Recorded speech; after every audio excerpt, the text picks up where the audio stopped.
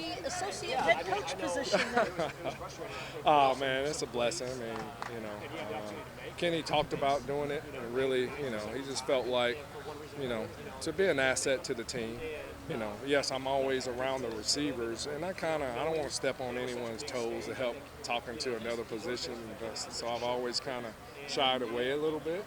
But Kenny wants me to do more of it. He don't want me to be shy. He don't want me to worry about stepping on other coaches' toes. And it's not just talking about football. It's talking about life and how to approach and do that. So very honored. I mean, it's just the hard work I put into it. And like I said, I love everything about ASU.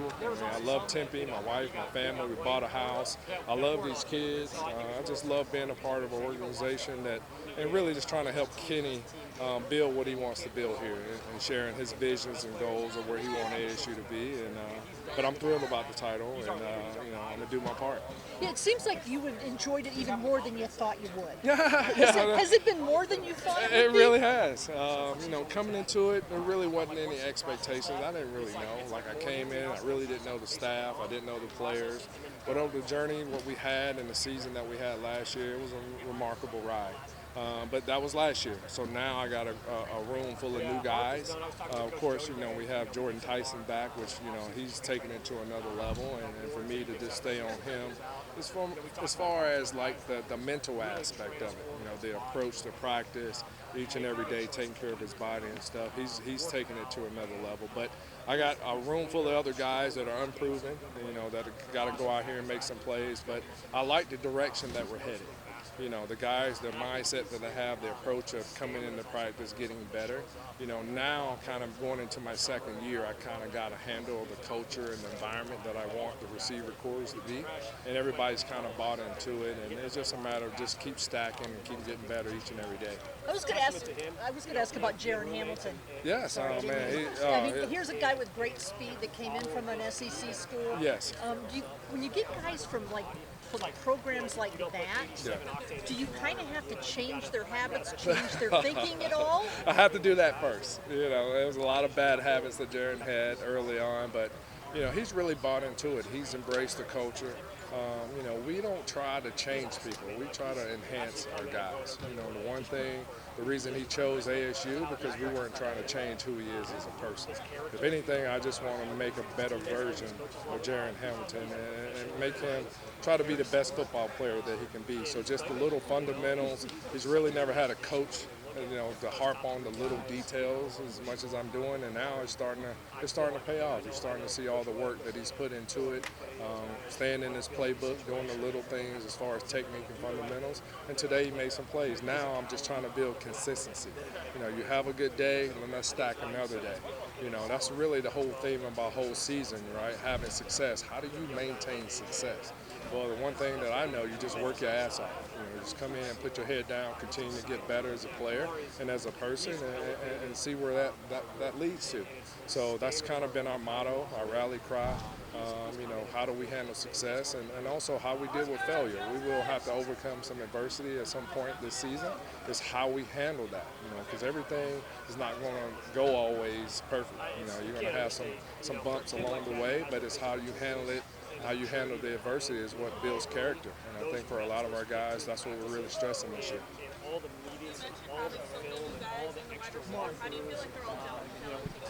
I think overall, talent-wise, we're better than last year. But it's no different. Last year when I came here, I didn't know any of these guys. It's just, all I know how to do is just put my head down and just work my butt off each and every day. And that's just what I'm trying to build in that room. And along the way, they stay in their playbooks. Now they do less thinking and more reacting. So I tell those guys, so I harp on the little details in the playbook, so it allows you to play faster, it allows you to play confident, it allows you to catch the ball, and your natural abilities will just show the more you know the playbook. So really harping on that. All of our guys have kind of, you look at where they were in spring and now coming into fall camp. Man, today was an amazing, great day one of training camp. I haven't been around a lot of them. This is my second year around, but this day one was a lot better than last year's day one. I can tell you that. What does Jordan Tyson need to do to get better? He's always can work on the little details. Like today, I harp on the little things. Like, yeah, he made an amazing catch, but he ran across holding the ball out with one hand. So, no, we got to protect the ball. I'm not going to allow you to cheat yourself on the fundamentals and technique, because you start getting into those bad habits and then things happen. You know, we were very good in taking care of the football last year, and I don't want any fumbles from my wide receiver core or anybody on the team. So when we see it, you know, that's the thing. Our coaches, we call it out because that's the standards that we set. So it doesn't matter who you are. You know, for me, Jordan Tyson, he wants to be coached. He wants to be coached hard, you know, because I love harder. You know, he understands that I'm trying to make him the best player that he possibly can be to help our team win games, and getting on the little details of ball security and making sure don't be showboating, don't be doing all that, you know. It's hard to tell a 21-year-old kid not to show excitement of making a big play, but it still comes down to detail, being a pro, you know, and just working on your habits, your routine habits. So, you know, when game day comes around, then everything, your fundamentals and technique are flawless. How important is it to have those personalities like Jared and Jordan, just for the overall chemistry and how it goes well? Well, I'm a receiver, so I have to deal with all type of egos and divas, so I get it. But at the end of the day, we got one common goal, and that's to work our butt off to get better. All these kids want to get better each and every day, and like I said, I don't try to change people. I don't try to enhance them. You know, with Jaron and Noble and Malik and all these guys, I want them to be their true selves, but at the same time, not at the expense of our team. You know, so I don't mind them celebrating. Just don't get us a penalty and you cost the team. You know, I'm never going to take the emotions out of the game, because you can't play this game without emotion. I mean, you just can't. You know, I don't know any work environment you can go from an all-time high to an all-time low within seconds. And, you know, so you have to have emotions. That's just a part of what comes with football. But, you know, I want to make sure they don't do anything to jeopardize the team and put themselves above the team. It's always been about the team, and that's just the mindset and mentality we have in our wideout room.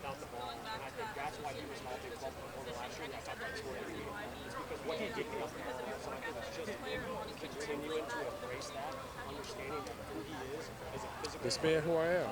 The same way I was as a player is no different how I am as a coach.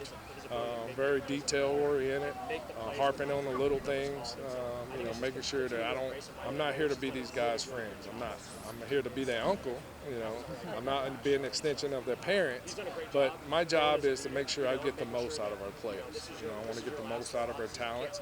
I want to make sure when their number's called that they rise to the occasion and help our football team win goals. So that's really what my job is. And I take great pride in the details. I don't like seeing my players drop balls. I don't like seeing mental errors from my wideouts. So I got a huge chip on my shoulder, because that's a reflection of who I am as a coach. So I take it personally. You know, they know. Like I told them during training camp, I'm gonna be an a-hole because I want details. But you know what? You may not like it, but you'll appreciate it in the long run, and that's really what my job is.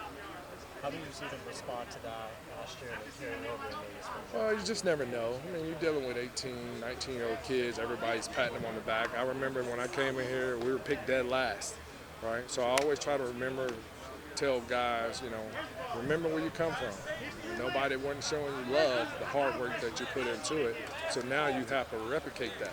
You have to go back out and do it all over again. Now, you know, it's hard to maintain success. It's hard. Because football, you get into the monotony of doing the same thing over and over and over.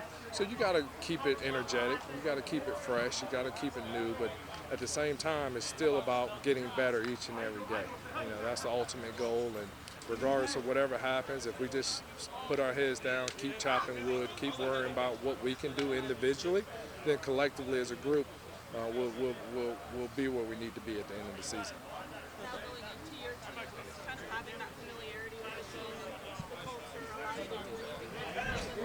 No. Well, guys aren't as timid to come up to me now. They don't look at me as the former football player. I'm just Coach Hines Ward, to the wideouts, and you know, they know my expectations. They know, like, genuinely, they know I care about them. I care about their future, and And so when you build that trust and that relationship with the players, when I'm on them, they know I'm coming from a good place. I want you to be better.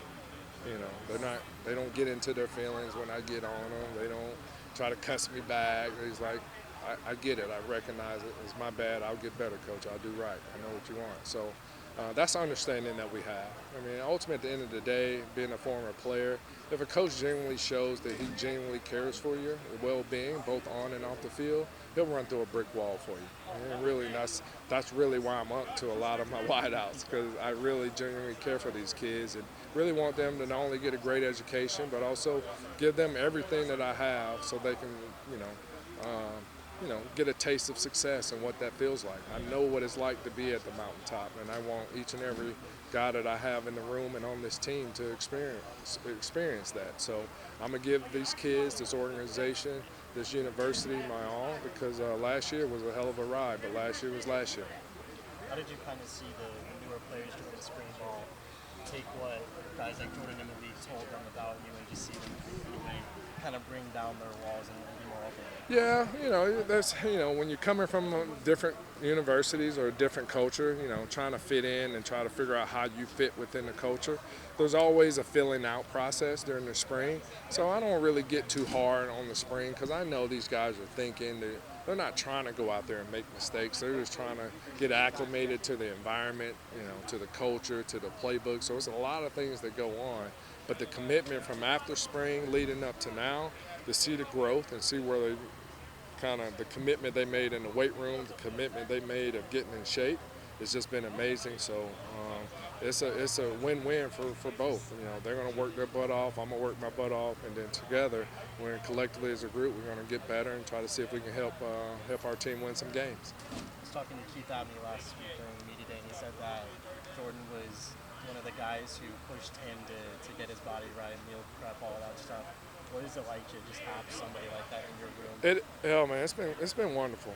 I think for Jordan, I'm trying to get him to the next level of being an ultimate pro. It's not just about what you do on the field, but it's the maintenance part of it. It's the making sure you get your 8-9 hours of rest. Get off your feet, staying in your playbook. When you're in treatment, staying on your iPad, looking at everything. Regardless of how much you think you know, you still can learn the game. All the years and experience that I've had, I still come into this building, I'm still learning something new. Coach Kenny's teaching me the little nuances of head coach, setting the schedule and why would he do. I'm always asking him questions, so I'm constantly learning overall, to be a better coach, to one day be in a position, to one day, maybe be a head coach one day. So just having Kenny assistants, as well as all the other coaches, man, I'm learning football. Great, knowledgeable guy, so it just makes it fun to come to work each and every day when you have a staff that's been together for a year now, and we kind of get the good vibes off each other. And ultimately, we want the best for these kids. We want to win games here at ASU, and we don't want to just be a one-year trick pony, to go out there and have a successful year and then have a down year. I know the odds of us having back-to-back years kind of are against us, but it's how we handle success. That's been really the main focus going into this camp. Are guys going to be complacent? Are they not going to work as hard because everybody's telling them how good they are? But last year when I got here, everybody's telling us how bad we are. So I always try to keep them humble and realize, never forget where you come from. When I got here, nobody gave us a chance, and we did what we did. And this year, everybody's saying how good we're going to be, but it doesn't matter. It still comes down to the hard work that you have to put into it. Good? All right. Thank you so much. Thank you, Derek. Pleasure.